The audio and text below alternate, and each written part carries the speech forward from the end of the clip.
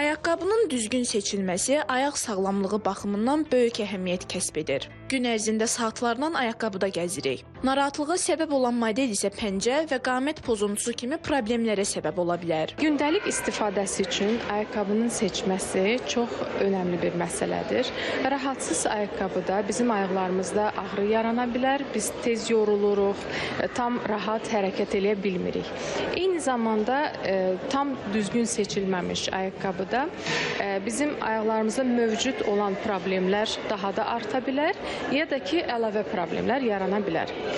Misal üçün, bir çox pasientlərdə, bəzi pasientlərdə daha doğrusu, ayaqlarda müəyyən deformasiyalar olur, böyük barmaqlarda deformasiya olur, onu çox vaxt padagra deyirlər, amma daha çox bu valgus deformasiyası.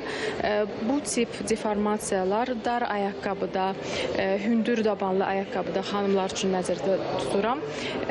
Bu deformasiya daha da arta bilər və ağrı verə bilər. Körpələrə ayaqqabı seçərkən daha diqqətli olmaq lazımdır. Mütəxəssis deyir ki, ayaqqabı azyaşlıların ayağına tam oturmalıdır. Eyni zamanda tam yastı ayaqqabı, hansı ki içliyi də tam yastıq və sərt olur, bizim ayaqlarımız üçün uyğun deyil, rahat ayaqqabı sayılmır. Çünki bizim pəncəyimizin forması tam yastı deyil.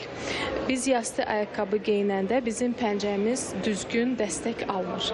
Dəstək almayanda çox yüklənir və pəncəmizdə ağrılar yarana bilər, dabanda ağrılar yarana bilər, plantar fassit deyilən bir xəstəlik yarana bilər, hansı ki həyat keyfiyyətimizi çox pozur, gəzəndə pasient çox əziyyət çəkir, ağrıyır. Düzgün seçilməyən ayaqqabı dəridə səpki və göbələklərin yaranmasına da gətirib çıxara bilər. Ona görə də pambıq corabla geyinmək mütləqdir.